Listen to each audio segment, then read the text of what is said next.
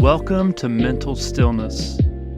My name is Derek, and I'm excited that somehow you stumbled across this podcast. One of my goals when starting this podcast was to bring mental health conversations into leadership circles.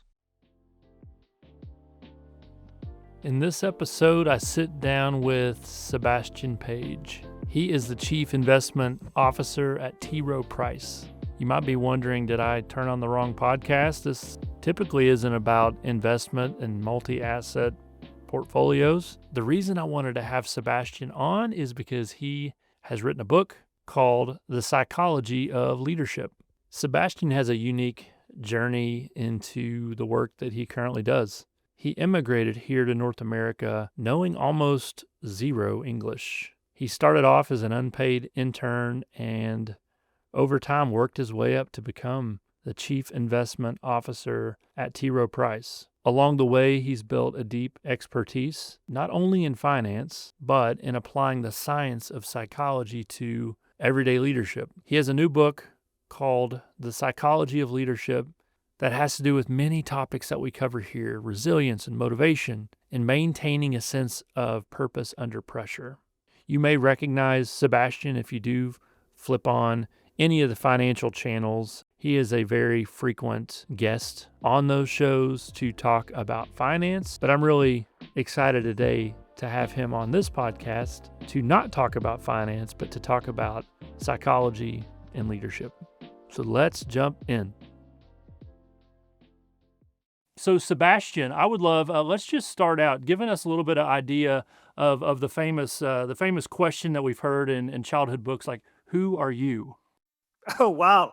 We're starting strong, Derek. First of all, I want to say I've just been looking into your podcast and I'm already a huge fan. I'm fired up. I love the premise of what you do, which is to bring mental health and psychology into leadership and business. So I'm excited. Who am I? That might be the toughest question I've ever gotten on the podcast. I'm going to give you some biographical information, first of all. I've worked in money management for 25 years. I'm chief investment officer at Rowe Price. And a few years ago, I became really interested in sports psychology, ended up exploring also positive psychology and personality psychology, and writing the book, The Psychology of Leadership. And that's why we're here ultimately. I've just become passionate about what I'm realizing your podcast does, which is to bring psychology to the practice of leadership. So that's a little bit about who I am. There's probably a longer question to answer for another day. I left it general because it's like a choose your own ending, right? It's like, where do you want to take it? It's Yeah. great. So no, that's really helpful. And you said a lot of, absolutely. That's why I was excited to have you on this podcast, just learning about your book and what you're doing out there. And we had talked offline a bit about this of, whenever leaders, I get fired up. You mentioned being fired up. I get fired up when I hear about leaders understanding that, hey, there are some very practical ways in which we can better create these environments that we're trying to accomplish and get results in the business space. And it's like, how do we tap into the humanity of our people and lean into some of these principles that we're going to talk about today that are also in your book? And so I'm really fired up about this as well. And so let's kick this off. So how did you go from finance into an interest in psychology? Well, I was stressed at work. I kind of remember the moment. I was at home and I was trying to go to bed early because I had so much work to do the next day. And the kids were being noisy, like teenagers do, listening to music. And I'm generally a very cool, calm, and collected person. But in that moment, I kind of let out a scream and, like, stop the sound of this. It was just Do preventing you me want to from. reenact it to give us a taste of what it sounded like? I'm not a really good actor, but it was like, shut this off. And my wife saw this and she's like, "Hey, what's going on? That's not you." And I was stressed at work, Derek, but I was also stressing about stressing. I was telling myself, You've been in this business, this hardcore, rough and tumble money management business for 25 years. Why are you so stressed about this? So, stressing about stressing. I ended up talking to a sports psychologist near where I live in Maryland. Fascinating person because not only is he coaching pro athletes, Olympic athletes, NFL athletes, Major League Baseball, he's also an athlete himself. His name is Dr. Daniel Zimmett. He holds 40 national titles in the sport of handball. Now, for our audience, it's kind of like squash. It's a niche sport, but you hit the ball with your hands. So he's a sports psychologist who's mastered the mental game. And I'm there stressing about stressing, just starting to dig into sports psychology. And we sit down. He begins the discussion with the story of his best match ever. And he goes, "Let me just tell you the best match I ever played." It's fascinating because the match took place 10 years prior, but he remembers everything about it. He's telling me on point three, the ball hit the back wall and then it bounced that way. And then I did this. And then there's emotion. I had 10 years prior. And he goes, "I was on my knees and I hit an extreme shot that I never thought I could make." But then, complete letdown because he goes, "I lost the next 2 points." And I interrupt and ask, "Wait, you lost? You lost that match? That was your best match ever?" And that was his way to introduce me to the mindset of mastery over ego, which is a big component of sports psychology. For him, it was his best match ever from a mastery perspective because he was playing a much, much, much stronger player. And that day on the court, he realized that he was a much better player from then on. His skills were making a step change. That's how he introduced the mindset to me. I'm a nerd. I read research, I published academic articles in finance and economics. So, as nerds do, I started reading the research in sports psychology and then started reading academic papers on positive psychology. Ended up reading hundreds of papers in psychology, becoming passionate about it, keeping my full time job as a real world leader, but working on weekends little by little. And here we are. I ended up writing the book because, Derek, it's very simple. I wrote the book to improve myself. I tell my readers in the intro, you're reading this book for self-improvement. I wrote it for the same reason. When you think about your book, by the time maybe it changed as it evolved, as most people do when they write books. It's a journey. It's its own story that evolves into something much of the time different than when you started. But who's the ideal person on the reading side of your book? I love that you asked that question because people think of leadership as managing people with a direct reporting line inside an organization. That's not how I think about it. Leadership is life. You are a leader, even if you don't manage people formally, or if you're not coaching a team, or if you're not formally a leader in your community or your church. You are a leader in your family. People look up to you. You lead by example in plenty of areas of your life. Everyone, in one way or the other, is a leader. Now, this is kind of a cheesy answer of someone who wrote a book and wants to sell more copies, right? Anybody should read this. They just don't even like that. They want you to actually have a niche and have an audience. Look, it's meant for a sophisticated audience. I was thinking people that read books by Daniel Pink, Malcolm Gladwell, Marshall Goldsmith, Annie Duke. And what's phenomenal is they all ended up, all these authors I'm naming, it's not a random collection. They all ended up endorsing my book and giving a nice blurb on the back of the cover. But that type of reader, someone who's interested in self improvement, but doesn't want the cheesy one idea, we're going to repeat this for 190 pages, but actually is interested in nuance and research behind the principles. That was super important for me. Being a nerd and understanding research in finance and economics, I wanted to understand research in psychology. And then at the same time, make the book easy and fun to read. So have narratives and stories and applications from my own life, but fundamentally have a research-based book. I appreciate that so much. I think even you mentioned some pillars in this space and some of the authors that endorsed your book, which is phenomenal. And let's just be honest, there's a lot of leadership content out there that is not evidence-based. It's more subjective and, I saw this once, therefore it's a truth or a universal reality. And I love the approach and that's hardwired in anybody in the psychology, mental health space. Evidence-based is crucial. It's vital. You've got to have peer-reviewed, evidence-based to truly.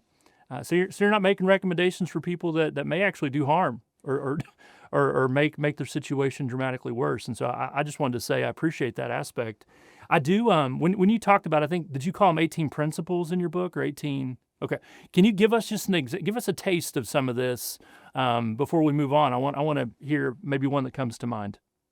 Well, there are a few principles organized around positive psychology. And being a business person, I need to say, Derek, I don't like acronyms, especially in technology and finance, because we use them way too much.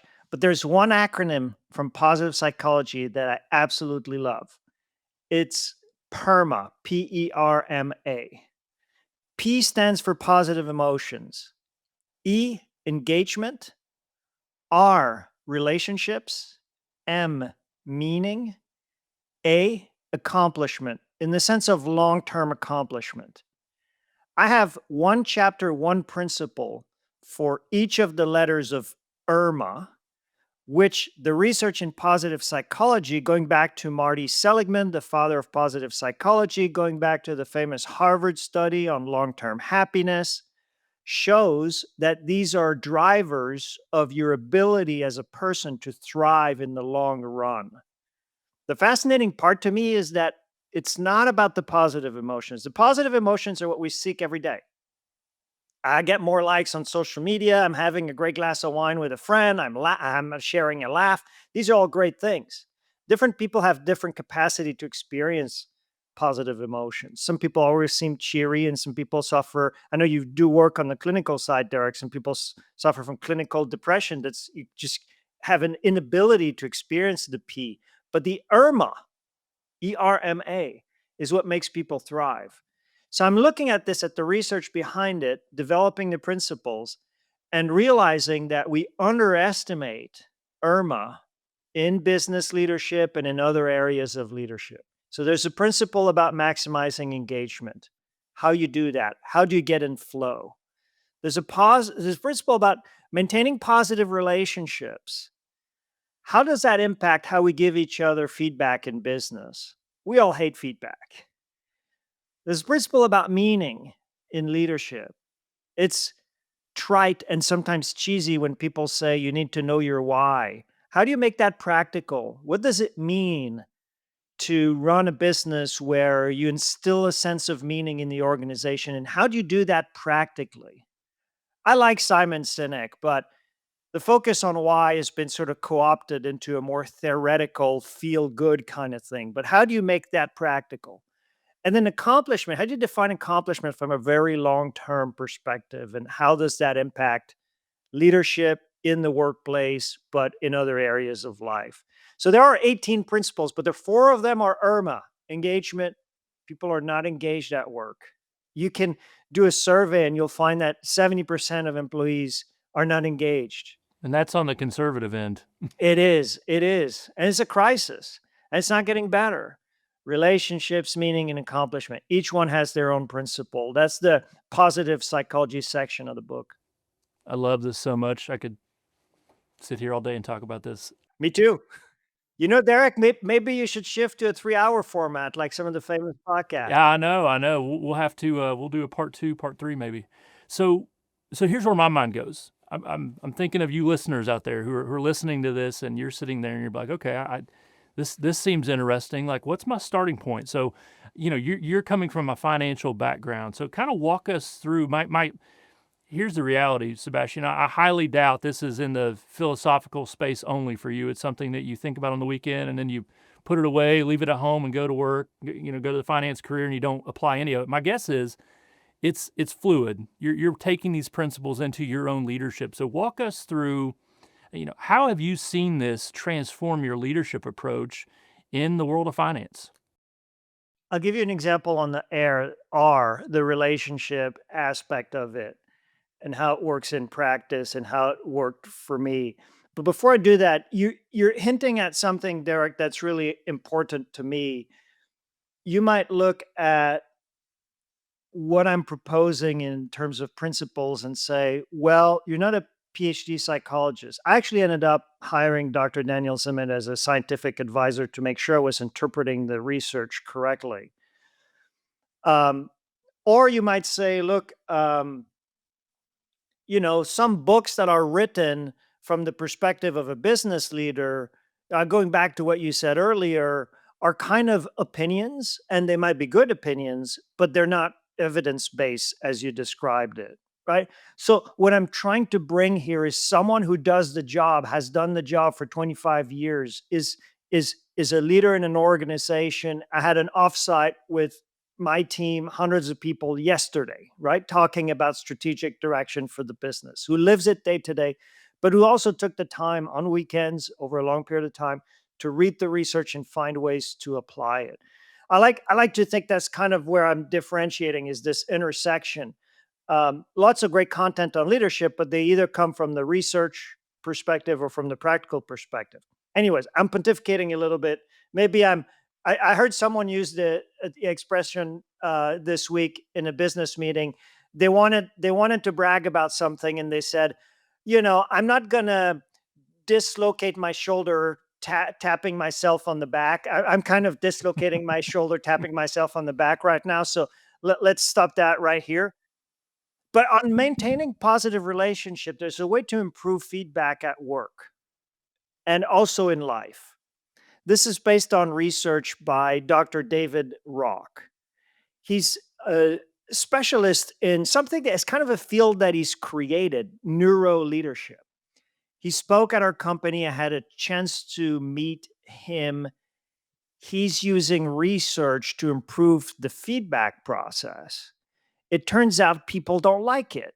If I go to you and I say, Derek, can I give you some feedback? How does that feel? My initial response is it's negative. That's our Yeah. default. Yeah. And you kind of get like a fight or flight response. Like you get a stress response to that, especially if it's your boss who says that. But Dr. David Rock found a way to reduce the stress response to either giving, because giving feedback can be stressful, or receiving feedback by about 50%. Now, the puzzle, Derek, is how do you do that? And it's a simple solution.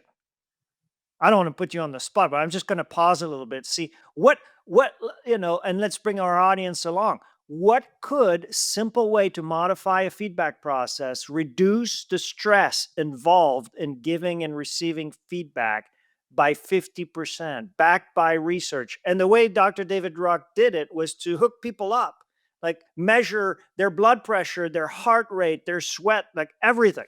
Can I take a stab at it? Absolutely. My mind initially goes to I think anybody when they're presented with something and they're being caught off guard by it, I could see more of a collaborative posture putting people at ease where it wasn't something that was definite, concrete. Here's what I know to be true, and you're slapping them with it. It's more curiosity and collaboration would be some things I would approach with somebody saying, hey, here's what I observed. Help me understand what I saw or what didn't I see. I would make it conversational, collaborative, and use curiosity. That's my guess. Yes. And the exact answer is basically what you said, but in Dr. David Rock's experiments, it was to ask for the feedback. Simple twist in the process, which is what you describe as making it collaborative, not from me to you, making it a conversation, a partnership. Very simple. Ask for it. So if you're a leader, go around and model the behavior. Yesterday, I was on stage in front of my entire division talking about the strategic direction for our business. As soon as I got off the stage and I started mingling and talking with people during the break, I was asking, how did I do? Did I miss anything? And it was fascinating because when Dr. David Rock presented this at our company during the break, he asked me the same question: how did I do?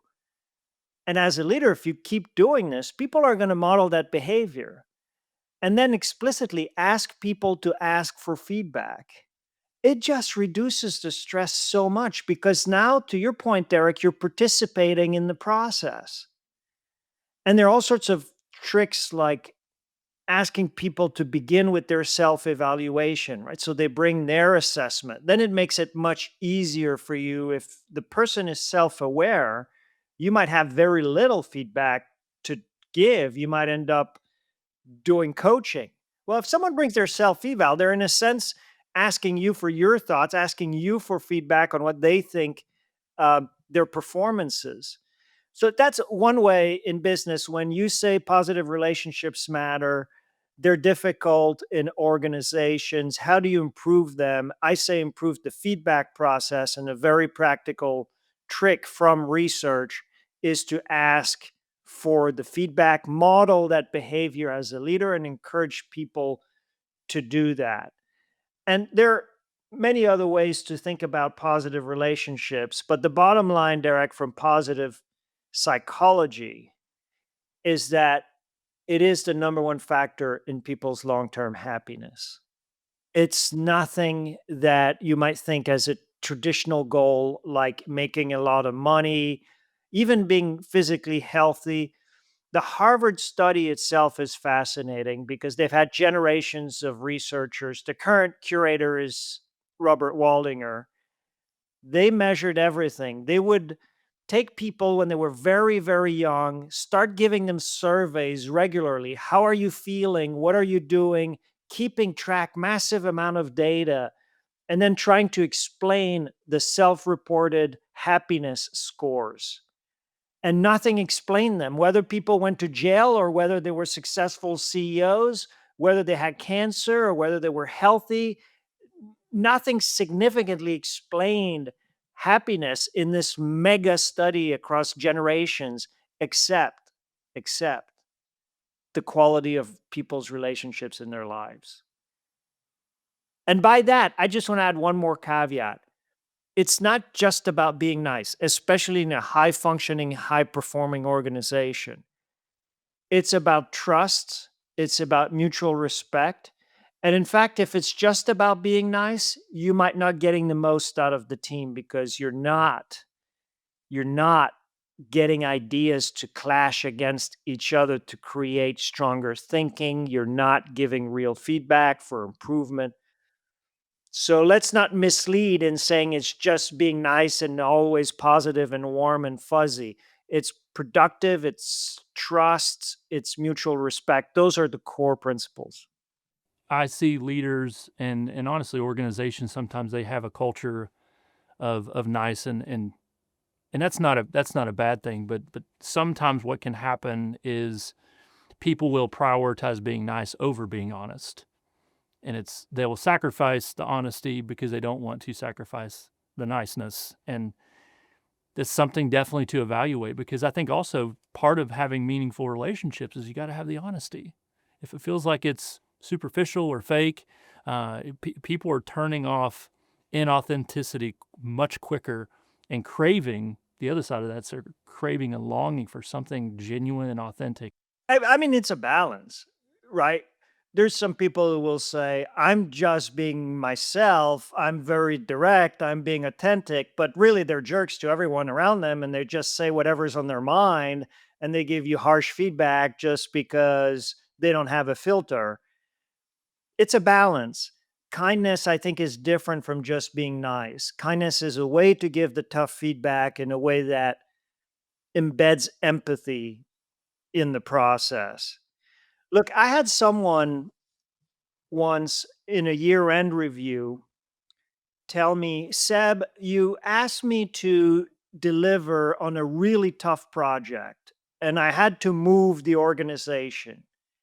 He said I had to break some eggs. And that's why my collaboration scores are low, but my job performance is very good. I had to sacrifice relationships to do what you asked me to do, which is lead this big, difficult cross enterprise project.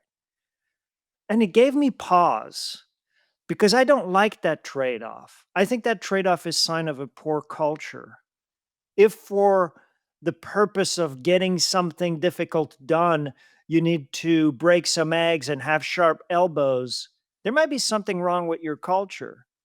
So, Derek, being a nerd, a data person, I went back and pulled the data from 240 different evaluations that I'd done over the prior 6 years. And for everybody, I get a peer reviewed collaboration score and job performance score. So I had y axis collaboration score, x axis job performance score. If this person was right, I should see a negative correlation. The scatter plot should point down. Those that get high job performance scores have to sacrifice relationships and therefore get poor collaboration scores. And I should see a negative correlation. But guess what I saw? Because I think we have a healthy organization. We had a healthy organization in that organization. I saw a very positive correlation and pretty tight scatter plot. Now, some people had very high collaboration scores, but low job performance. So those are people that are really, really nice, really easy to work with, very social. But at the end of the day, they're not really delivering as individual performers. So those people might need to ruffle some feathers a little bit and be a bit more outcome oriented. And then other, like the person that prompted me to do this research, might be, okay, I don't care. I'm just going to perform as an individual and I don't care what I'm doing to the team. And so that's going to look as an outlier. But the correlation was so strong. And I printed it out and had a follow up conversation with that person and said, no, it's not mutually exclusive. You can do hard things organizationally and contribute positively to the team. I love that it was internal data points too. Yes, because I think that scatter plot, Derek, would look different for different organizations. I think that's definitely speaks into the culture and is probably very customized and unique to each. So But anybody who's in our audience who runs a business and might have some data, or go to your HR department, try to pull some data. If you've had a peer feedback review for several years, it's very easy to do. Look at it. I've been in conversations, and I think the assumption people get positive psychology and toxic positivity confused. Yes. Look, it's super important to understand what's the goal of positive psychology. It's to understand what makes people thrive in the long run. I think of toxic positivity as a lack of realism. And I'm a fan of Stoic philosophy. The psychology of leadership has some references to philosophy, but it's focused on psychology. But the Stoics will say you have to realize that your interpretation of things matters to your happiness, the filters you put on the world. I also talk about in the psychology of leadership core beliefs, which are ways you interpret the world, very much used in different aspects of psychology. But those matter, and you have to ultimately understand what you can't control, accept it, deal with it, and then understand what you can influence and what you can change yourself. And I think that toxic positivity or positive thinking kind of moves away from that level of stoic realism and just self improvement in a way that is much more practical and realistic. But positive psychology, look, it's about performance too. And it overlaps with sports psychology. I think sports psychology borrows from positive psychology and vice versa. But an example I like to use, Derek, is the example of Felix Baumgartner. Does that name ring a bell, Derek? Yeah, he kind of did. Was he the free fall? Yeah. Yeah, So this probably is 10, one. 15 years ago. I remember him. Yeah, I'm glad you remember because he's actually not that famous. He actually passed away recently. He crashed on a paraglider, unfortunately. But in 2012, he got up in a little capsule tied to a giant helium balloon on his own, 24 miles to the edge of space. And then just he jumped No out. thanks. He jumped out. He was just wearing a special suit, right? He's basically in space, just like just almost no gravity left, just enough for him to fall.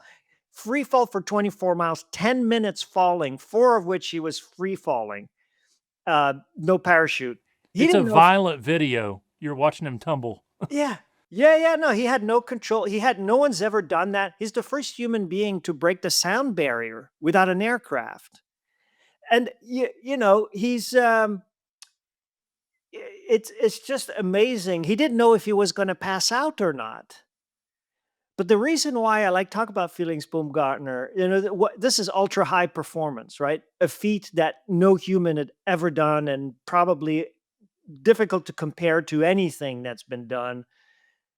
He had a sports psychologist coaching him all the way during the training. The day of, you had a sports psychologist famous Michael Gervais. He's written books as well. Baumgartner had a little earpiece with Gervais talking to him the day of the event. And so we think of psychology for its very important clinical role. And I know that's part of what you do, Derek, anxiety and depression. But if you start digging into the research, about half the published research now is about the positive side. And the positive side is not about toxic positivity, it's about results. It's about measurable results, high performance, ultra high performance. You know, Michael Jordan had a breathing and mindfulness coach.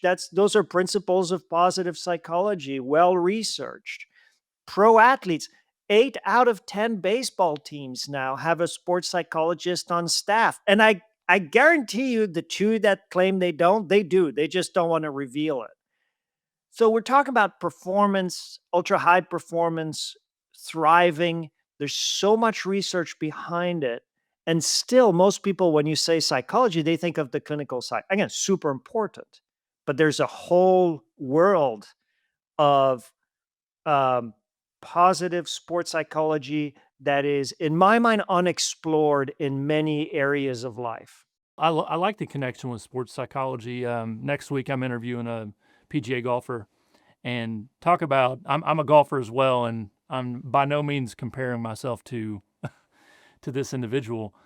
They've won on tour and been successful for decades now, but it's the amount of people who play a sport or try to do and they try to perform under pressure.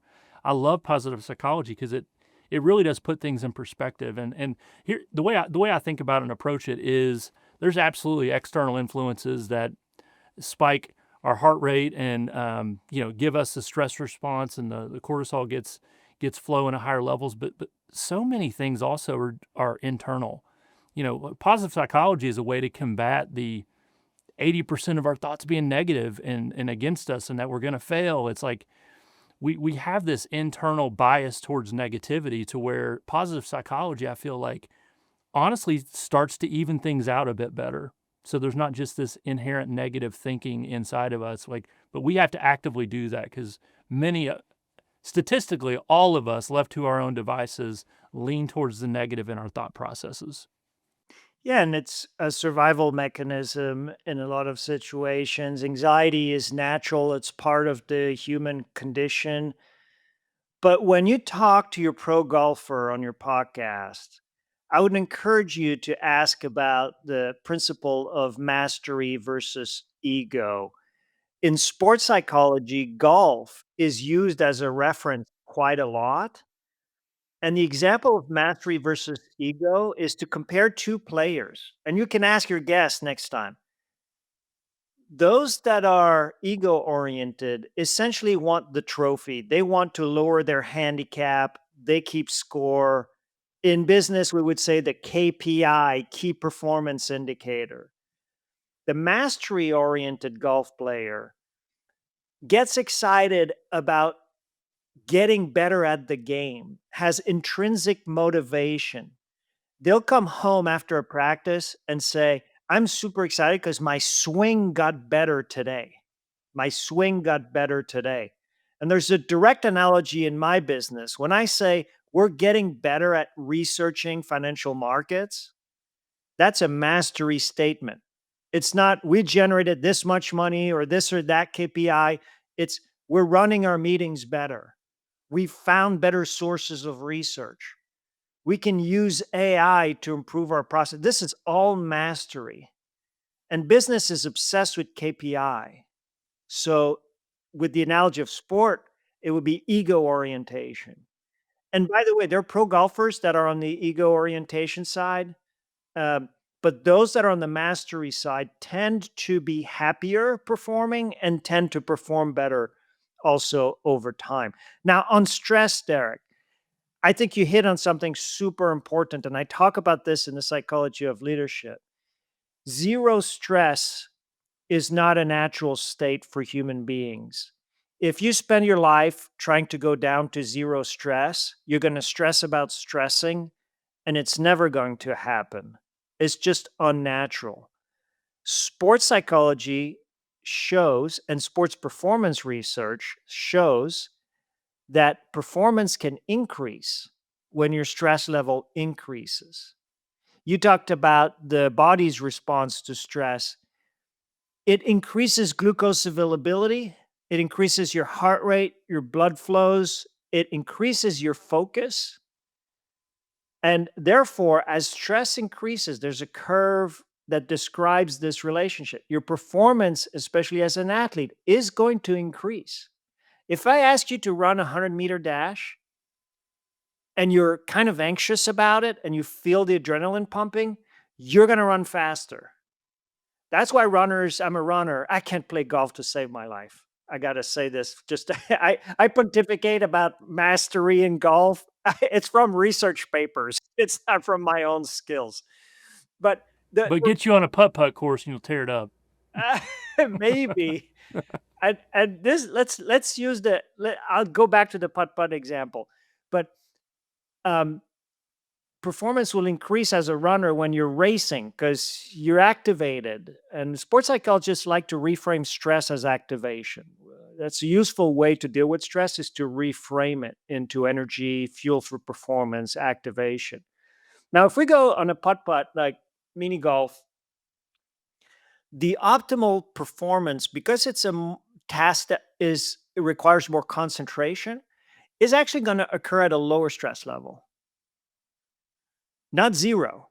I need to be focused. But the curve for mini golf looks different than the curve for running a 100-meter dash.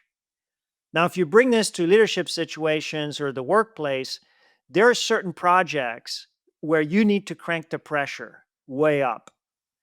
And those are typically things where the team knows what to do. It's very clear. Now, there are other projects that might be very complex, that might require some innovation, some thinking, some deep problem solving. Then you might actually want to slow it down and the team will actually perform better, deliver higher quality work. This concept is called a Yerkes-Dodson's curve. It's been researched for 80 years. I'm just going to give a teaser, Derek, to you and our audience. The research started on Japanese dancing mice in the 1920s. It evolved into both pop psychology and popular and scientific psychology, but it's called the Yerkes-Dodson's curve, and it matches the performance output to the stress level. It's called a curve because it has a down leg. You know that if you're chronically stressed or if you operate on the downside of the curve past the optimal performance point, you're too stressed, then you choke. If you're an athlete, your performance starts to go down. And we know, I want to be very clear to everybody. I'm not here, like, I'm sure there are lots of people listening to us. They're thinking, I'm already stressed enough, dude. I don't need you to tell me, like, to reframe or embrace this. And you're probably on the other side of the curve. And now you need to work on, for optimal functioning, actually decreasing, not increasing your stress. Because chronic stress on the other side of the curve is very unhealthy. It's going to mess up with your appetite. It's going to mess up with your sleep, with your mood, with your health. everything's going to go That's when awry. it really crosses into the clinical Yeah, as well. it's going to kill Yeah. you. And the clinical anxiety is debilitating, right? And since you do clinical work, Derek, you can speak to this. But so it's a curve. You just have to think about it as a curve. And the big finding for me in the psychology of leadership was to say, up to a point, stress can actually increase performance. So remember when I started writing the book, researching the concepts, I was stressing about stressing. So it was important for me to reduce that second layer of stress. So kind of a recap to the listeners, like a stress-free life isn't attainable. Some measure of stress, like yesterday, Sebastian, my guess is when you went on that stage, you had some stress. Yep. You know, you're trying to command a room, you're trying to remember your content, you're trying to do well. You care about the message, you care about the people, you're trying to. It would be very concerning if there was zero stress, because it probably would mean it didn't matter very much. And so some piece of stress indicates us, and I think that is, you talk about the reframe, even just telling myself like, maybe this isn't debilitating stress. Maybe this is more that I'm excited because I do have a meaningful message I want to give. And that small reframe can be helpful for people who aren't too far on the other side of the curve, just to kind of catch that in the moment, real time. But yeah, no, I love this conversation because it normalizes it. Everybody, it's the number one thing that we see in the clinical space and diagnose and treat and test for is anxiety. It's the thing that many people that clinicians see on a daily basis is stress related. But there's other aspects of it that aren't bad, and so I like that you're amplifying that message. And public speaking, I'm glad you bring up that example, is stressful. Most of us have experienced the pre speech jitters, but if you work on it, you can turn it into fuel for performance and activation. And, I have to go on national live TV to talk about my financial views. That's about as stressful as it gets for me because, unlike the conversation we're having now, you get 2 minutes and it's could be confrontational, the views are being debated. It's So going to be clipped up. yeah, so Yeah. I'm there waiting. Yes, the editing too. That's right. I'm there waiting to go live on national TV, and I have all these numbers and all this research. I don't even know what they're going to ask. You can send questions to the producers, but most shows, the anchors are just going to talk about what they want to talk about that day because financial news is just really fast. So no one notices, but I always do 4x4 breathing few minutes before going live on the air. I inhale for 4 seconds, I hold for 4 seconds, I exhale for 4 seconds, and then I hold for 4 seconds.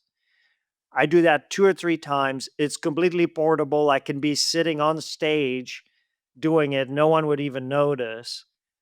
And that brings me on the Yerkes-Dodson's curve from the too stressed, declining performance part of the curve closer to the optimal functioning level.